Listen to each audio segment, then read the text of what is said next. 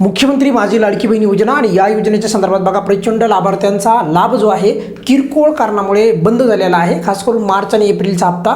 त्यामुळे पात्र असताना लाभ बंद करू नये अशा प्रकारची शासनाला नम्र विनंती आहे। व्हायला काय की छोटे छोटे कारण आहेत, त्यामुळे लाडक्या बहिणींचा जो फॉर्म आहे एकदा तुम्ही मंजूर करता त्याच्यानंतर सेम फॉर्म तोच फॉर्म जे आहे पुढे ज्यावेळेस जातो प्रोव्हिजनल लेवलला तर तिथे मला वाटत नाही की व्यवस्थितरित्या फॉर्म चेक केले चालले आहेत, तिथे परत फॉर्म जे नामंजूर केले जात आहे। आणि असं जर झालं तर काय केलं जात आहे की कागदपत्र परत अपलोड करा अशा प्रकारे तिथे शेरा येत आहे, म्हणजे रिमार्क्समध्ये जर आपण अभ्यासला तर।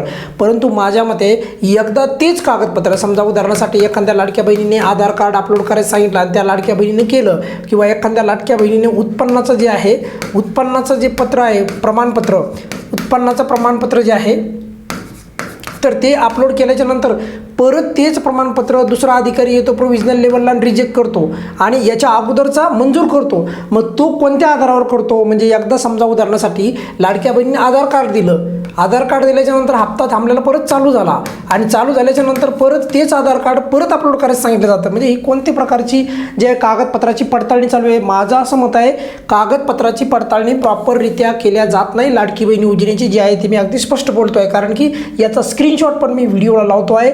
एकदा मंजूर त्यानंतर अमंजूर, मग ते कोणत्या आधारावर पहिल्यांदा मंजूर केलं, कोणत्या आधारावर त्याच कागदपत्रावर लाभ चालू केला, ही बाब पण एकदा शासनाने क्लिअर करायला पाहिजे।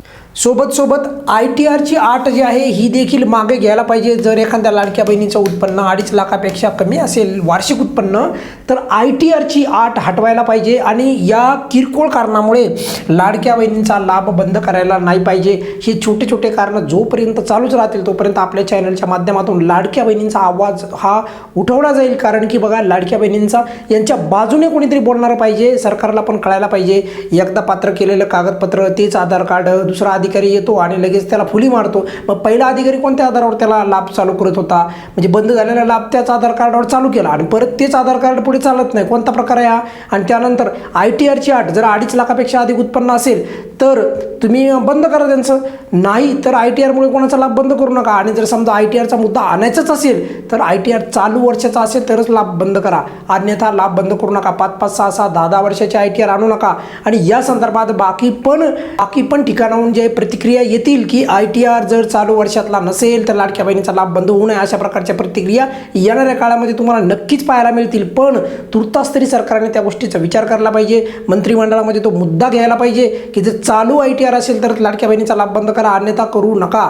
दुसरा मुद्दा काय की एक कागदपत्र एकदा अपलोड केल्याच्या नंतर दोनदा तेच कागदपत्राला पहिल्यांदा पात्र आणि दुसऱ्यांदा अपात्र, तर हे असं पण घडलं नाही पाहिजे। त्यामुळे अधिकाऱ्याला स्ट्रिक्ट वॉर्निंग देऊन ठेवायला पाहिजे शासनाने की एकदा कागदपत्र पाहिल्याच्या नंतर दोनदा तुम्ही प्रोव्हिजनल लेवलला कशा पद्धतीने तुम्ही कागदपत्रे जे आहे चेक करायला येतं। आणि ITRची जी अट आहे योजना चालू व्हायच्या अगोदरच जे आहे तुम्ही ITR भरलेला होता, म्हणजे मागच्या 5-7 वर्षापूर्वी, 3 वर्षापूर्वी, 4 वर्षापूर्वी, तरी देखील त्या लाडक्या बहिणींचा लाभ बंद होतो आहे। त्यामुळे ती ITR जी काही अट आहे तर ती चालू वर्षाची का ठेवत नाही तुम्ही, मला हे पण काही कळत नाही। त्यामुळे चालू वर्षाचा ITR गृहीत धरावा ही नम्र विनंती आहे। राज्याच्या महिला बालविकास मंत्री अदितीताई तटकरे यांना पण विनंती आहे, ताई तुम्ही काहीतरी या संदर्भात पुढाकार घ्या आणि ITR जर चालू वर्षातला असेल तरच लाभ बंद करा, अन्यथा लाभ बंद करू नका। अशा प्रकारच्या अधिकाऱ्यांना सूचना द्या।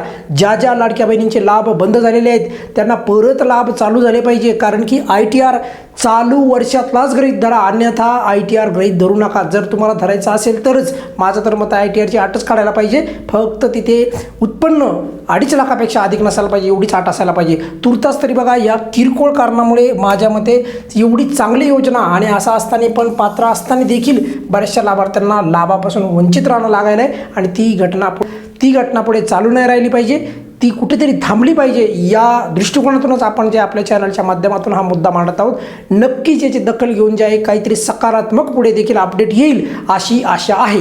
या व्हिडिओमध्ये आपण तुर्तास इथेच थांबूयात। काही अडचण असेल तर व्हिडिओच्या खाली कमेंट्समध्ये विचारू शकता। धन्यवाद।